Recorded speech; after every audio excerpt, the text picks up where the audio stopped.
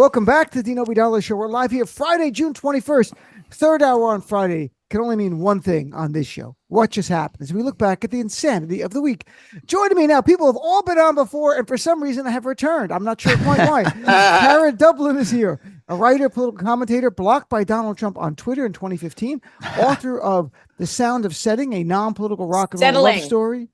There's an L in there, Dean. Settling. Oh, settling. Damn it. See, it's right there. It's right there for you. It's a Death Cab for Cutie song also. My favorite Death Cab song. There. Right there. The Sound of Settling. Buy both of her books, The Sound of Setting and Settling. The sequel. That'll be it's the available sequel. now on Amazon and Powell's, and follow her on Tara Dublin Rocks. Hey, Tara, nice to see you. Hey, thanks for having me back, Dean. Sure. Also back, Rob Paravonian, multiple appearances on Comedy Central, on SiriusXM, Laugh USA, viral video. Last time you were on, you were plugging your newest comedy album at the time, The American Songbook Redacted. It's good to see you, Rob. How's everything? Things are good. Good to see you guys. And Wali Collins is back, my buddy. He's a regular on this show at this point. Stand-up comic, actor, producer, author, countless TV shows, Comedy Central, Letterman, you name it. And on YouTube, his show is Wait, What? With Wali, a lot of W's. Wali, nice to see you. What about it? Good to see you. Good. You're a lot of alliteration. I'm a fan of alliteration. So let's talk about something I'm not a fan of, and that's the 10 Commandments being in every classroom. Now, first of all, I don't mind if you have the 10 Commandments, put it wherever you want. But having it by law, mandated in Louisiana, which should be focused on other things like food for kids and school scores and that kind of stuff. And by the way, just so people know, the bill was signed on Wednesday by Governor Jeff Landry, who said, if you want to respect the rule of law, you got to start from the original lawgiver, which was Moses. I didn't know our country was founded by Moses. But yeah. And by the way, the posters that have to be in the classrooms could be no smaller than 11 by 14 inches, and the commandments must be the central focus of the poster. I mean, it can't be like Taylor Swift, Rob Paravonian photo, and then in between, like on a side angle, a little thing, 10 Commandments. It's got to be boom. Here are the 10 Commandments. Tara, so you wrote an article for Substack about it. Let's start with you. What's your take on this? My take is fuck that. That's my take, because the 10 Commandments do not belong in our public schools. It's not even a question of separation of church and state. Public taxpayer dollars should not go towards funding any sort of private religious beliefs. So as a lapsed Jew who is staunchly atheist, I don't care what cult you're in, keep it out of our schools. Keep it out of our schools and away from you can have your cult meetings anywhere else, not in our public schools, and especially not at a time where the truth matters more than ever, and to stay steeped in the reality here on earth, one matters more than ever. So you can teach all of that outside of school. And they should actually learn real facts and actual American history in school. That's just me, though. What do I know? I know. So, Wali, you and I are Muslim. So what do you think about putting on Bismillah Rahman Rahim? I was just going to say that. Bismillah Rahim. Right? The name of God, the most merciful and compassionate, in English and Arabic. And it's got to be at least 11 by 14 inches. And it must be prominent there. And it's got to be a big sign, Allah's looking at you, something like that. All right. Okay. I'm all for it if we can end the 10 Commandments by saying Allahu Akbar. So there's 11 commandments to Allah. Allah Akbar at the number 11. Yeah. So, it goes to 11. It goes now like the Spinal Tap. We also get some Kabbalah there. Let's get some Kabbalah in Louisiana, right? Everything. Right? It should be a mural. It should be every religion, everything. You name it, whatever you want. So, Rob, let me ask you first of all, of the 10 Commandments, which is your favorite? I have them here in front of me. Shall be, thou shalt not have no other gods before me, or is it the graven image? It's the graven image, because I was always bad at carving things, so it gives me an out. Like any kind of Boy Scout camp, they're like, we want you to whittle this thing. I'm like, I can't. It's against my religion. And so the graven image you were against. What I find interesting is they have here commandment number 4. Remember the Sabbath, keep it holy. But in Exodus, it goes on, because this is all based on Exodus and Deuteronomy. In Exodus, if you don't keep it holy, you shall be put to death. Why don't they have that part? Why do they cut it in half? Tara, you're a lapsed Jew. It's Old Testament. Why not do the whole thing? So this scare the kids. I don't know. Keep the Sabbath as you're dead, kid. How about that? Stone them to death for eating some shrimp. I don't know. That doesn't make any sense. None of this makes any sense to me because the Bible didn't fall out of the sky. It was written by a bunch of dudes who were like, hey, I like being rich and I don't want the poor taking our shit. Let's make them scared of this invisible sky daddy who will smite them if they fuck up. And I have a magnet on my refrigerator that says the 11th commandment. And it's actually from a Holocaust survivor from Auschwitz that a friend of mine brought home from Auschwitz just for me to put on my refrigerator. And it says the 11th commandment is, thou shalt not be a bystander. So when we see something like this that is wrong, we have to be incredibly loud and proactive about it. My hashtag that I use for this is louder than MAGA, but also the ACLU is on this. This is just, it is wrong and against everything this country was founded on at its core. We're not a Christian nation. We're a free nation where everyone is allowed to practice whatever religion they want. You want to worship a balloon that you draw a face on? Go right ahead. You're allowed to do that in the United States of America, but you're not allowed to make anyone else do it too. And that's what the whole thing is. Don't push your shit on us. Let us be. So if any of you have a balloon god, it's cool. Why not? But then you Wally's can got a pop it and balloon replace it with another one. Wally's gonna. So Wally, when you look at these, like today, Trump came out and said and endorsed it. But I think when he endorsed it, I think to him the 10 Commandments are a to-do list. Like of things what you should do, like, thou shalt commit adultery, thou shalt bear false witness. He's done them all. This is a bucket list. Like, well, it's commandments again to him. He's like, I've done the 7. I got 3 more to go. Graven image. Someone. What is a graven? I'm a graven. He's a graven image. Like, and he's big on adultery. Yeah, he loves some adultery, right? He's got the adultery one down, Pat. You know, he can teach. That's a lock. Course on that one.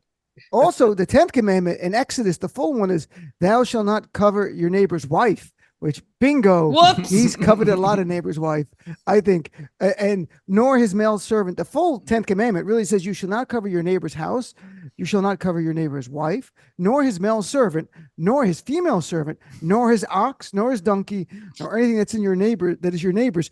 And I wonder if that was the priority of importance. It was first the house, then the wife, male servant, female servant, ox, donkey, and then catch-all, whatever else the neighbor has. Person, woman, man, camera. So, Rob, I mean, is there anything that you've coveted now you feel guilty about the coveting part? You know, I like a good ox, man, and that's I really gotta work on that. What about as a comic? Have you ever been like, someone got like a Conan or Letterman or Fallon, and you're like, you covet that? They're like, how'd they get that? I think. Even lower stakes, like you're on a show and like you could feel the audience like peaks, and then you're on after that, and you're like, why couldn't I have gone up 2 spots earlier? You know, there's a lot of coveting in comedy. So that's right. So for comedians, we get the exception to covet the success of others, because I've long said I cannot help my career, but I can bring others down, and that's what sort of motivates me. I go through life. It's like I don't have the power to help myself, but others, maybe I can do things to undermine them. You're all staying here with me. Didn't help. So what I found interesting, and this is completely true, folks, it's not a joke, because you can watch the video while Governor Landry was signing it. A young girl, probably 10 or 11 years old, standing right behind him, fainted. And I watched the video because I thought maybe it's a deep fake, but no, it was very real. I was covering all the media there. She said when the governor said she stood behind him, turned pale, and began to sway back and forth. And then when the governor paused and the room began to applaud, her eyes rolled back in her head and she collapsed to the ground. Do you think this was, Tara, is this a religious sign? Is there something going on? Yes. It's a sign. Satan was in the building and he was like, I have something to say about all of this. I'm going to use this child as my vessel. You know, if you don't need a clearer sign than I'm doing this to help kids, and then a kid passes out right behind him. I mean, I don't believe in a God, but a moment like that could make me believe in one, because the timing was just mwah. I mean, you couldn't have planned that better. And when I wrote about this yesterday on my Substack, I referred to him as Jeff. Jesus is just all right with me, Landry. Why are they all so obsessed with Moses? Why are they? I think it's like they're cosplaying as Charlton Heston as Moses in the 10 Commandments. And I also think that when Donald Trump heard about this, he thought it was the movie. The 10 Commandments. They sure show that in schools. Why not? It's a good movie. That's a good movie. Why show the kids? Let my people go to see the movie. Let my people go to the movies. to see. By the way, as an expert pointed out, the Louisiana statute mandates the Ten Commandments in a distinctly Protestant text based on King James Bible, which differs significantly from the versions used by Catholics, Jews, and others. So it's not just Christian, it's a subset of Christian. They're saying you've got to be evangelical, you've got to be Protestant, and the rest, because look, my mom's Catholic, I was raised with both faiths. The evangelicals, no fans of the Catholics. You know, Reverend Jeffers, you may or may not remember, was in Trump's inner circle just like 10 years ago. He said the Catholics, the faith comes from the bowels of Satan type of stuff. Like 10 years ago. We're not talking like a long time ago. Like this is like recent stuff. Evangelicals tend to only like their own, and the rest of us are tolerated or demonized depending on who you are. So I mean, that should tell you right there, man. Just in the Christianity umbrella or whatever, that they're fighting amongst each other on what to believe in that, you know, because there are other, you know, religious beliefs. You got Buddha, you know, Hindu, Islam, you know, and it's like, but they're still fighting much. So they can't agree on that. One of the best quotes I heard was Franklin Lajai, one of my favorite comedians. He says, you know, so many people have died over God, you know, Muslims against, you know, Catholics, and, you know, and so on and so on. He goes, I checked all the history books, and not one war I saw between the agnostics and the atheists. Not one. They're not. It's interesting, and I'm chatting with our friends Tara, Rob, and Wali. You know, Tara, you had mentioned that America's not a Christian nation, and last night I had a caller to the show. It was very civil about it, but he was like, well, the founders, you know, because I've studied the Constitution, and the founders were, you know, all about Christianity, which is not true, by the way. And I said to him, okay, well, they knew what Christianity was all about. Tell me in the Constitution where it says the word Christian. Say nowhere. I go, what about Bible? Nowhere. The idea of Jesus, nope, didn't make the cut. So they know all of them. Like if they wanted to make America, in fact, instead in the First Amendment, it says Congress shall make no law respecting the establishment of religion. It's just the opposite. And then the next clause is, and the freedom of religion. So the only time they talk about religion was in the idea of, we're not going to mandate one, and you should have the freedom to pick any religion or no religion that you want. But these people on the right have rewritten our Constitution in accordance with their values and their views. Well, it's all about cherry picking to suit their current argument. They do that with the Bible. They do that with the Constitution. They do that with anything when they're trying to make a point, and they never can. Because the bottom line is you cannot make somebody have faith. You can't. I'm a science person. I'm a prove it person. And I also can't stand the hypocrisy that seems to come hand in hand with these people who claim to be Christians, who claim to have faith, yet never live it. And there's maybe 3 people on this planet that live their faith in a very humble way, and they don't preach, and they're not dicks about it. And those people are Joe Biden, Jimmy Carter, and Stephen Colbert. And what else do they have in common besides being good human beings is that they're Democrats. So, you know, it's all about that balance where it's like you can take your faith and have it inform your life in a healthy and good way, where you go out and you perform good things for others, or you can be a hypocritical asshole and say, I'm going to use the Bible just as long as I'm getting mine, which is, that's not what it's about, right? And so it's about being a better human being at the core, not whose sky daddy is better than the other sky daddy. That's not what it's about. It's about, if you truly believe in those teachings, you should be out there loving everyone, not fighting them. You should be advocating for everyone's existence to live and be healthy and be well and all of those things. But instead, you're trying to control women's bodies and everything else that's going on in the world. And that's anti-everything the founders were for. Rob, you're out there trying to love everybody. Isn't that true? I mean, always. Every show. I wrote a rock and roll love story. Come on. No, Tara's about love. Even when I was single, I wasn't trying to love everybody. I was like, you know, not everybody. Ew. Okay, not everybody. Single okay, for a limit, reason, but you know what I'm saying. I understand. Rob, I mean, when you're out there, Rob does a lot of great songs. Do you do any about religion at all? Is there anything that touches on it? Yeah, on my last project had a lot of songs that were inspired by U.S. history and culture, so it does cross over with religion a lot. So I had a song about the Satanic Panic. I had a song, a heavy metal song, of course, about the Satanic Panic. I had a song about the Great Disappointment of 1844, when a preacher was convinced that the Second Coming was going to happen in 1844, and because all those things keep happening, you know, like people keep saying the end times are right around the corner and they never are. And even this issue, wasn't there? There was a 10 Commandments Supreme Court case like in the 50s, you know, so like 1980 actually. in 80s. Okay, yeah. So like 1980. are we gonna why are we going back to these things that have been settled? And my favorite tidbit about this law that passed, it said it must be in an easily readable font, because I do have a bit of a background in print production. So I think as a very mild protest, I want to make up some posters for teachers in Louisiana. It's just going to be Comic Sans. So thank you. Wingdings, the whole thing. Like, Yes, what is that? How about Arabic? Helvetica.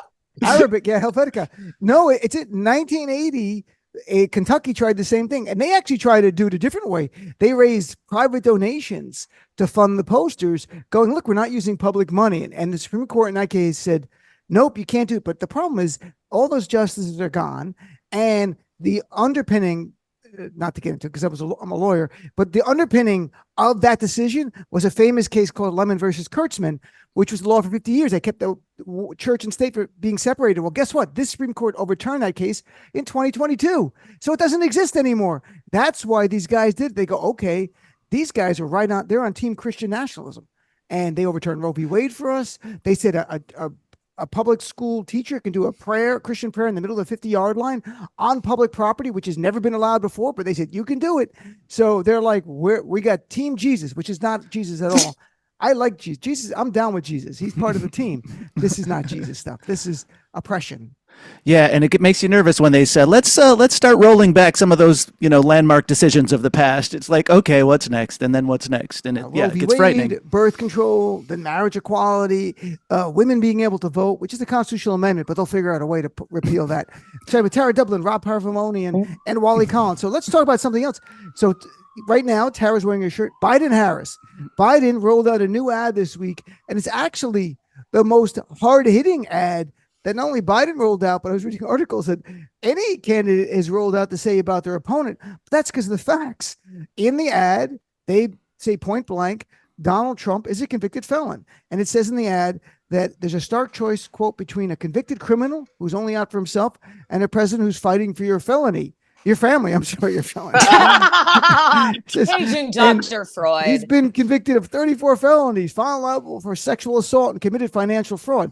But these are all the facts. So the idea that it's the most hard-hitting ever is because we've never had someone like Trump as a nominee of either party. So Tara, as the leader of Team Biden-Harris on the show, what is your take on this commercial? Effective? Good idea? What do you think?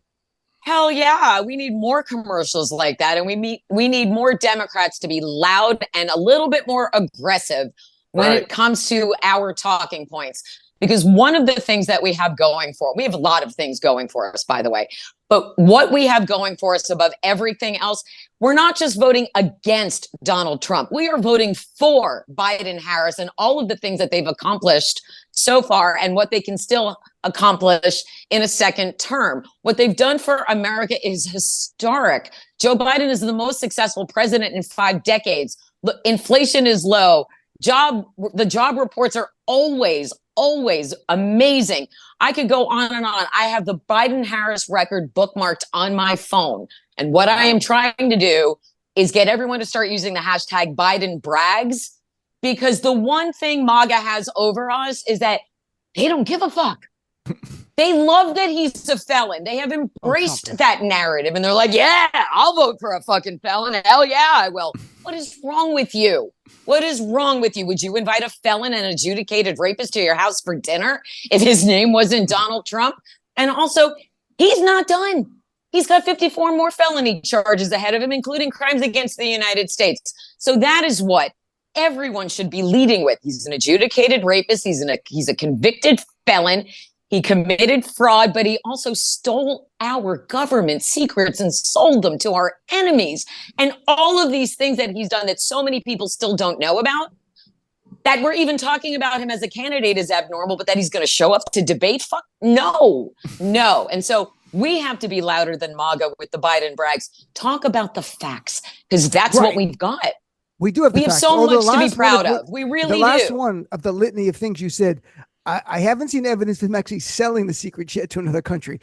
I'm not saying it's beyond him, but you know that we have so many why else would he steal our documents? Why else would he steal all of those documents from the White House? I'm just saying, from an argument point of view, that there's so many good facts. Yeah. There's no more, like, you don't have to exaggerate. We don't have to. We don't have to exaggerate, but he's going to go on trial for that. Right. So he's going to go on trial for it. Let me ask you, would you invite someone convicted of 34 felonies to your house for dinner? Let's go back to Tara's question. No, but even before that, anybody who has a fake university wouldn't be invited into my, it's like that's set that bar. Such a slow boil with him. It's like it was the fake university, then the fake charity, and then, and now it gets up to 34 felonies. But yeah, you'd get to the thing, he's coming over for dinner. What did he do? He called it a university, but it was a real estate seminar that taught you how to maybe flip houses, but then didn't, no, I don't want to talk to that guy. Not for dinner. 34 felonies. By the way, as a former lawyer, I can tell you 35 felonies, you get a free pizza. So he's just one punch cards. So that is a lot. I mean, it's a lot of work. Take 35 penalties. Like Wally, you know what the kicker is? Trump could be in prison and actually be president. Yeah. Like there's no prohibition but it would make state dinners kind of awkward because then like the prime minister of Great Britain's got to go through, strip search and metal detector, and he's in the commissary and like, oh no, the prime minister of Great Britain just got shivved in the bathroom. This is like Oz. So, I mean, in your heart, how much do you think it matters, not to MAGA, because we know MAGA likes it. The average person doesn't follow politics closely. He goes, the guy's a convicted felon. I'm not sure if I want our president to be a convicted felon. Or you think people go like, I don't care. You know what? This is what I think it is that, a lot of people, the MAGA folks are majority white. And I really feel, let's keep it real. They feel they're losing their whiteness. They're losing that privilege. And he's a representative of, what they have. And they feel if he doesn't become president, that they're gonna become equal, with everyone, with the Browns and the transes and the gays and all that. They know it's a subconscious thing, and they know that. And there's a thing between being pro Biden or anti Trump, and a lot of people need to understand and kind of like what are you doing? Are you for Biden's policies and everything he's going for, or you just don't want Donald Trump as president? So which one are you, and why? Why are you choosing that path? So so I just think that this whole Trump thing and him being so popular, when people are holding on to that privilege and they don't want to lose it. They're afraid of losing it. It's interesting when you say that. I don't know if any of you saw, I didn't put this on the list. I always in a list of topics, but Reggie Jackson was interviewed last night down in Birmingham where they had the big baseball game commemorating, and they honored Willie Mays, who just passed away. And Reggie Jackson, great baseball player, Hall of Fame, but he started his career in 1967 in Birmingham playing, and he was a 21-year-old black guy then. And he talked about, they asked him, what's it like to be back here? And he said, he just shared his memories. He goes, I remember here walking to a restaurant and they go, that N-word can't come in here. And the whole team could come in and they go, that N-word about Reggie, he can't come in here. And he went through it. And the panel was like, oh, we thought you were going to have some nice, thoughtful things about, like, I love Birmingham. He kept it so real last night, Reggie Jackson. It was so powerful. And he talked about what white players on this team were the ones that helped him get through it, because if not, he goes, I was a big 21-year-old guy. I would have killed someone. He goes, they would have hung me from a tree down here. He goes, but it was the white players on the team and the manager. He was in the A's organization. Finley, at that time, they owned it. They might still own the A's. I don't know. But the owner and everything were protecting him. And at one place they win and they go, he can't come in. And the coach, like, then we're all leaving. And they go, okay, didn't want to lose the business. But when you think about that, like the idea of these guys, like as a waiter at a restaurant saying, you can't have a black guy in here. That wasn't to make that guy's life better. It was to make him feel good about putting someone else down. Right. And that is and bringing it a long way around. That's what MAGA is about. Like, they can't help themselves, but if you can put down someone who's of color or someone who's gay or transgender or Muslim or Jewish or whatever, it makes them feel better. It's the same mentality of the Jim Crow South. Oh, it's just that simple. It's just that simple. And I really wish people would just call it out and keep it real right there. It's the fact that you are afraid of losing that privilege, and that's it. Rob, anyone want to chime in on the privilege? Yeah, I'm not sure. Well, I think it's just we have a great capacity for denial in this country, and when segregation is struck down, we just sort of memory hole it, forget about it, never like do what they do in other countries with like a truth commission, or just really like face up to here's what we did, here are the current consequences of that. And we never do that, so we never appreciate it. I think, especially I grew up near Chicago. I didn't know how bad Chicago was segregated until like college. You start taking some classes, but growing up, it was almost as parts of Chicago were as segregated as the Jim Crow South, and it was as angry and it was as vitriolic as it was in the South. But we just we like the denial of it, or like to not go to those uncomfortable places, but we need to move forward. He's right. Chicago, in fact, Dr. King talked about that. He said back in the 60s, Chicago was the worst of the cities in the 50s and 60s. In fact, that was the quote I sent out on Martin Luther King Day, because instead of the I Have a Dream one, I'm like, no, here's the one about Chicago that I needed to know back then. Exactly. And Chicago was one of the first cities that did the whole segregation thing, the whole redlining thing with highways and things like that. So it's very interesting. So also, Rob, you talk about the denial. Like, it wasn't until I'm from New Jersey. I grew up in New Jersey. I went to school in New Jersey. It wasn't until Tara, are you from Jersey too? Do you not know this about me? Oh my God, you have a tattoo of New Jersey. It's an explanation, a warning, and an apology all at once. So what I didn't know until a few years ago is New Jersey was known as the slave state of the North. The town I grew up in Paramus, we were known as a farm town. Well, there was plantations there. Yep. They didn't tell us, but there was one plaque on Paramus Road where if you have to look it up and find it, I'm like, oh my God, New Jersey was like the last state to ratify the 13th Amendment to end slavery because of they were like, well, we're a little torn in the whole slavery thing. Like it's good for our business because they were a farm state. So we all talk about the South, and of course they had slavery, and of course they had Jim Crow. But in the North, there was racism and there was slavery. It was states like Massachusetts, New Hampshire that got rid of it earlier, and then it started to go down more and more in the North. But during the, right before the Civil War, Jersey's like, no, we're doing the slave thing, even though they fought on the side of the Union, of course. They were fine with slavery. Illinois had sundown towns. I didn't know about that until I watched it was an HBO series where there was like somehow that played into the plot of sundown towns. I'm like, what's that? And I look it up and I'm like, oh, they were in Illinois too. Oh yeah, we had what's that? HAD still do. Oh, and the state that I live in was founded as a sundown state, so that this was supposed to be a whites only colony, the state of Oregon. Really? Oh, I did know that. Yes, it was founded as a whites only haven. Isn't that lovely? Hooray! But now I love American history. But on some level, like you can look at, I think learning the history is important to first know honestly, but then you can also say, look, things have moved forward. And that's the bigger point we're dealing with this Republican Party. It reminds us that progress is never permanent. I thought it was. I thought it was more linear. We've learned in this time with rolling back Roe v. Wade, gutting the Voting Rights Act. Like if you were black, Wali, in 1965, in August 1965, when LBJ signed the Voting Rights Act, black people had more voting rights protections than they do today. Because in 2013, the Supreme Court gutted the first provision, the pre-clearance provision, which was so vitally important to it. And they've weakened the other sections later. This is remarkable. So they are coming for the Civil Rights Act.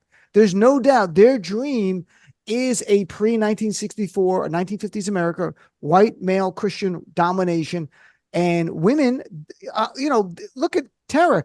Right now, we know from studies that the states where they ban abortion, maternal mortality has gone up. They know it too. They don't care that they're killing women. They literally don't care they're killing women. Of course they don't. They're about controlling women. They don't like it when women open up our mouths and speak for us. So look what they did to Hillary Clinton. Look at how they were so scared of her. And Michael Steele admitted this. They were so scared of her in the early 90s. And that's how we got the narrative about her, because they were so scared of how powerful and smart and capable she was. And, historically, women are the ones who have always pushed our country forward. They've demanded it. And they've made, and especially black women, this country was built on the backs of black women. And I will say that until my dying breath.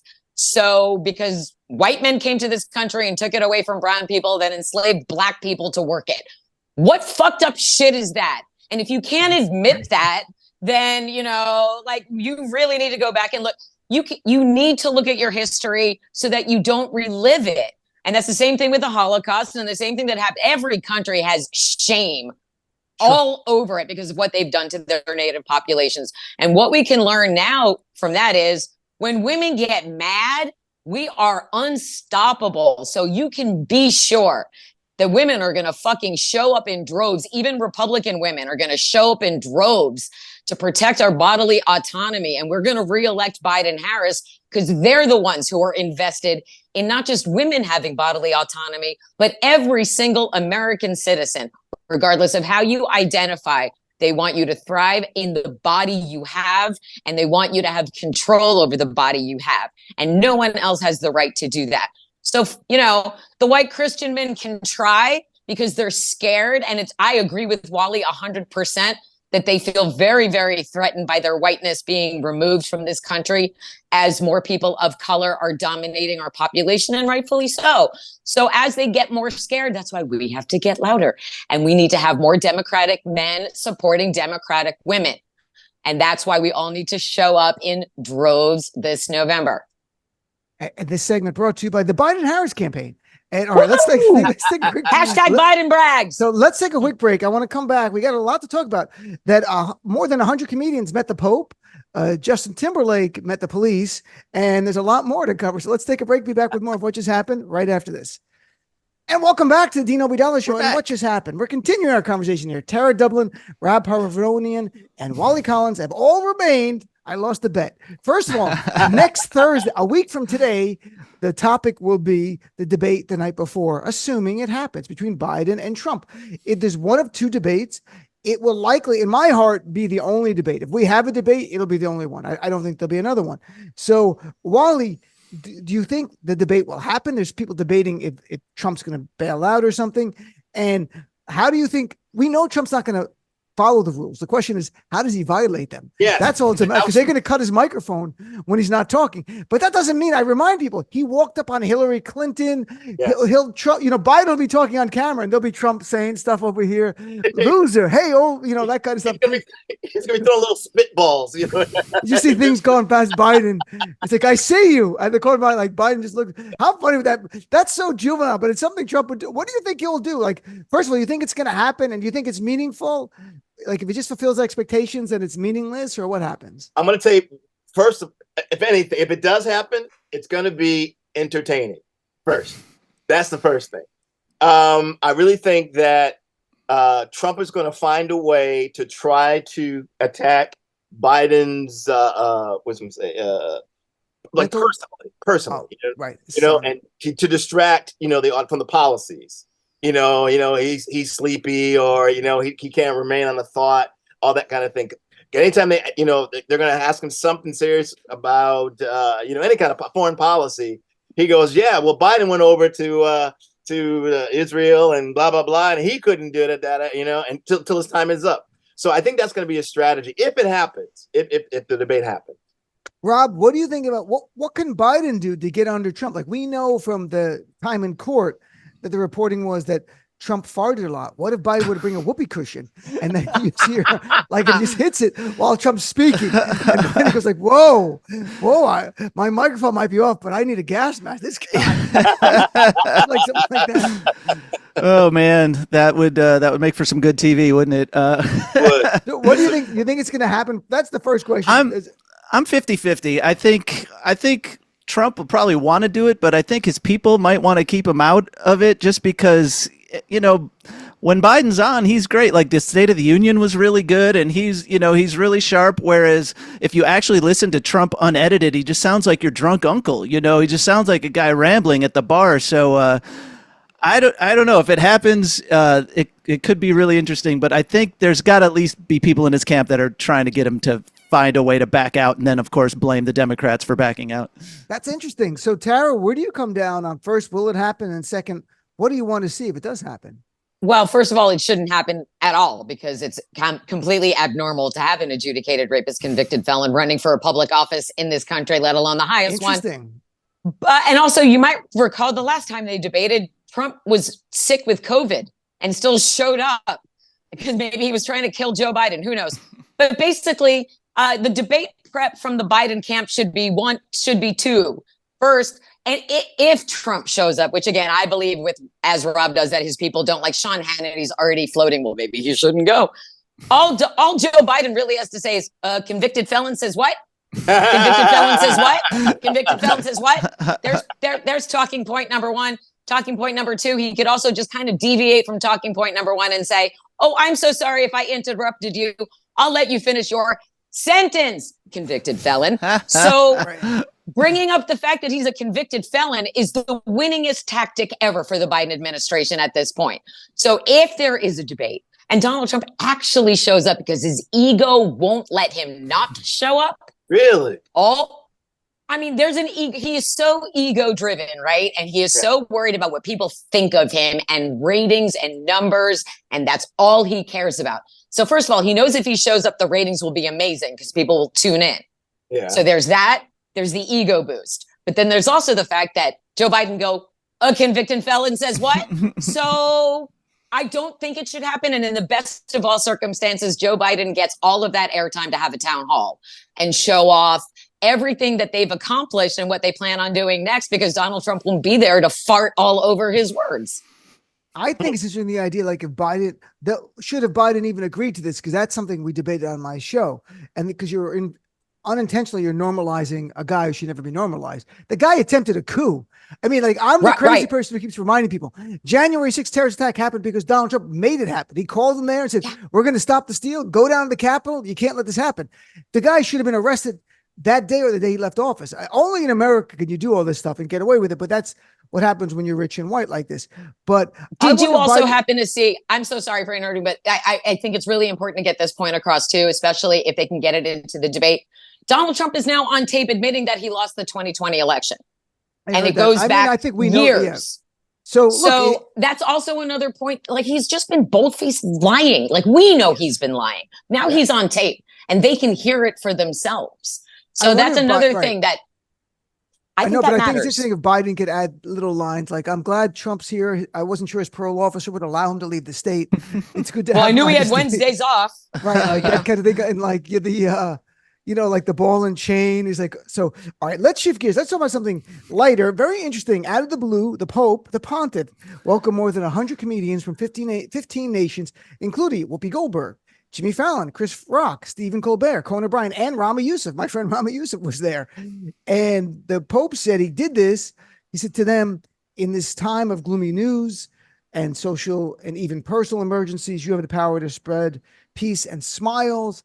He said, you unite people because laughter is contagious. And he jokingly said, please pray for me, not against me. And all the different comedians got a few seconds with him. Stephen Colbert, who's a devout Catholic, talked to him even more. And you could see they enjoyed it. But I thought it was very interesting. Like, look, Wally, if you were invited, would you have gone and would you tell the Pope a joke? Would you have done one of your jokes about like, hey, let me do an ambulance in New York. There's a DJ in there. I know Wally's act. I know. Look, it's the look parade. Like, so this is Wally's joke. I'm just saying punchline. I've done deep cut. These are funny things. I'm the chip in the cookie. You know what I'm saying? Wally, would have you gone and would you have joked around with the Pope? Oh, sure, would have gone. I mean, the guy. He's a guy. He's a pretty powerful thing. It's a great photo op. Yeah, of course I would have gone. It'll have been fun. I've been to the Vatican, and that place is amazing. And it's very, very nice. By the way, if you want to see the setups to those punchlines, see Wally July 28th at the Big Brown Show here in New York at the Comedy Strip. The tickets aren't for sale yet. I'm going to put them up this weekend, but I produce it and Wally's always in it. It's a great show. My friend Mason and others. So Rob, what about you? Would you've gone with guitar or without guitar? How would you? I would have tried to get my guitar in. I don't know what the Vatican security allows, but I've never been to Rome. That would be a great trip. My favorite tidbit about that story is that it was right before he went to the G7 summit. So I think it's like, oh man, I got to go talk to all these world leaders. I need a me day. Can we invite some comedians? And they're like, which one do you want? It's like, bring all of them. I'm going to need it. You should have brought the guitar. A lot rhymes with Pope and Vatican, like a lot of stuff. You could have done. But also think about it. Like the president of the United States invites famous comedians. The Pope invited people from around the world and they all came. Like it was amazing. Yeah, Tara, Seinfeld was there, which was cracked he? me up too. I saw Jim Gaffigan was there. I don't thought know if Seinfeld was there. I saw. Oh, he wasn't. I didn't see his list. I saw Jim Gaffigan there, and Jim, Wally and I know Jim. He posted a lot of pictures on Instagram. I saw that. That's why I saw Rami, because Rami's name wasn't in the articles, but I saw him and Conan and other people hanging out. So, Tara, what about you? If the Pope said, I know you're not a big fan of religion, I get that, but what do you think? Would you've gone free trip to Rome at least? I mean, a free trip to Rome. I can tell you that I went to Rome on my honeymoon in 1995, and I would love to go back to Rome with someone I actually like. So that would be great. That part of it would be great. And to get to hang out with all of those cool comedians would be great. I think it might be hypocritical of me to accept an invitation from the Pope only because I don't believe in organized religion, and I think they're all cults. But the opportunity to spread joy and laughter around the world for a moment, to get everybody looking at the same place, to smile and appreciate that we can still have humor in the absolute darkest times, that also matters. So I think it's both of those things. I think that you can probably meet with a world leader and keep it secular. But humor is something that can connect human beings like music does. It brings joy. Sure. And anytime we can do that, I guess that's a good thing. I got a question. What would people do, or in this scenario, if it was Putin and he said that, we need laughter. He needed a laugh. We need laughter in the world. And he invited, 100 comedians from all over the world. Do you think people would have showed up? No. If a Zoom, maybe if he invited me by Zoom, I would have been like, I just want to check this out. Like I would have. Did you see the Zoom. Picture of him and Kim Jong-un in the car? Oh yeah, everybody's memeing the shit out of that. Dictators getting awesome. Coffee. It's like dictators in cars getting coffee. But Wally, no, as an American, if you go to Russia now, they could just keep you if you're well known for whatever reason and put you in a prison cell. I mean, why would anyone who's well known go there? I'm saying like in a neutral territory, like people be hip to it. And like a territory like Sweden, I'm just throwing a country out. And he says that I'm inviting, laughter from all over the world to show that, hey, I'm not that bad of a guy. Would people show up? And Putin would tell jokes that you had to laugh at. You have no choice. Like he's the funniest comedian there. Like he good one, dear leader. Ha ha ha. Right, and you don't laugh, and his people just stare at you. I will back away from open window now. Take him to the prison. Oh, you're funny. No, I'm not kidding. Take that one. That guy. Funny guy. Have some polonium tea. You heckle It's delicious. One time. That's all you get to heckle him. So let's talk about Justin Timberlake. Remember him? He's touring right now, and he was caught in the Hamptons in New York on Tuesday at 12:37 in the morning, operating his vehicle, quote, in an intoxicated condition, charged with DWI by the Sag Harbor Village Police. And it said that he had slow speech, unsteady foot. He's like in his 40s. And he said, I just had one martini and I followed my friend home, but he failed all the tests. But what I found interesting is in the article, it says the cop who arrested Timberlake was so young, he didn't recognize him. And wow. I'm like, oh, that might be worse than the arrest. Like, oh no. Like if the guy was, because, Timberlake's in his 40s, he hasn't had a hit in a while. This cop, that's what it said in the article, that this police officer was a younger officer. It's in the Hamptons, stuff like that. It might be in his 20s. He didn't recognize him at all. But Timberlake said he's free, and I wonder if it helps. Like right now, his tour was not selling well. I mean, not as bad as J-Lo, who actually canceled her tour because it wasn't. But the nostalgia tours are not selling well. And you wonder if this press actually, I'm not even joking in a way, people start talking about Timberlake. He had a gig coming up in Chicago for tonight.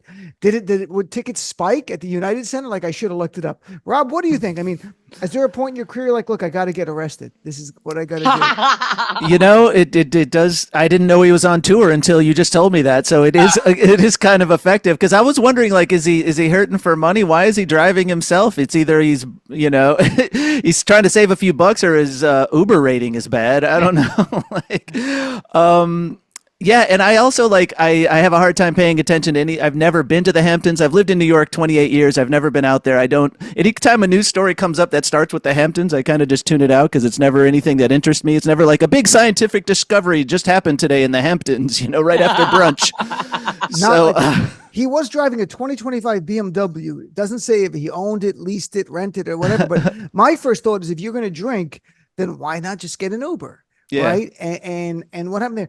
Tara, what do you think? You think is this on some level helping him? I mean, again, it's been a tough time for these nostalgia tours, they're calling them. I don't particularly care about a rich white guy's problems. I really don't. It doesn't really have anything to do with me personally. I'm not a fan. I don't care.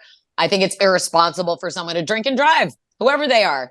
And the point that everyone's making, the man should have a few NSYNC dollars left over that he can get an Uber, right? Or at least have a friend. You're following your friend. Have your friend drive you. What's the matter with you? You have kids. So stop being stupid. So you're just saying stop being stupid in general. And especially if you could hurt other people while you're being stupid, stop doing that. So you're saying Cry Me a River, Justin Timberlake, because I don't care. Cry Me a River. You're not bringing anything back. I apologize on that. You're bringing Wally, calling a lift back. I don't know. We can we'll have everyone plug what they're working on. Any I'm reaction bringing to Timberlake? sobriety back. You're bringing sobriety back. Bringing sobriety back as a Timberlake, Justin Timberlake. Nice. I should have all the listeners. I'm bringing rehab back. Yeah. So he doesn't have. Well, we'll see what happens. So, my friend Wally, if people want to follow you, see your work, what do you recommend? Where do they go? Recommend. I recommend. I guess Instagram. I'll be at this Saturday. I'll be at the Comic Strip live on 81st Street and 2nd Avenue, New York City. Saturday, 8 o'clock show, 10 o'clock show. But on the socials, you got Wali Collins, WaliCollins. Actually, all the socials, name them, it's Wali Collins. TikTok, all of them. Check Wali Collins out. Tara, what about you, my friend? Your book and where else can people follow you? My book is a rock and roll love story. It's called The Sound of Settling. It's ultimate meta fan fiction based on my very cool real life meet and thing with Dave Grohl back in 2001. You can get it at TaraDublinRocks.com or at Powells.com. And you can follow me on all of the socials at Tara Dublin Rocks, except for Instagram, where I am at Tara Dublin Rocks 1. Thank God. So yes, well, they took away my old account, and so I had to make a new one. So fuck you, Instagram. It's fine. And Rob, what about you, my friend? I'm Rob P. Rocks at a lot of places because my last name Paravonian is no fun to spell. It's a RobPRocks.com, Rob P. Rocks on the socials. My album, The American Songbook Redacted, is the one with all the history-inspired comedy songs, and I just turned it into an 11 music video special on YouTube. Wow. Awesome. And you can find that on YouTube where? Just by Googling your name? Or by RobPRocks.com. It's right on the front page. It's the easiest, probably the easiest way to find it. RobPRocks.com. Yeah, so the Satanic Panic song, a song about how much Henry Ford hated jazz, and guess why? Because he was racist. Oh, that's very interesting. He hated Jews. I know. He did. He was a hater, Henry Ford. Hitler liked him. I'm sure Trump would have liked him a great deal. Well, he had Hitler's picture in his office. Yeah, Henry Ford's the one American mentioned in Mein Kampf. It's remarkable awesome. stuff. Well, fun stuff on that note. Tara, Rob, and Wally, thank you so much for being on. You guys were all great, and I look forward to chat with you all in the future. We'll take a break, come back with more of the show after this.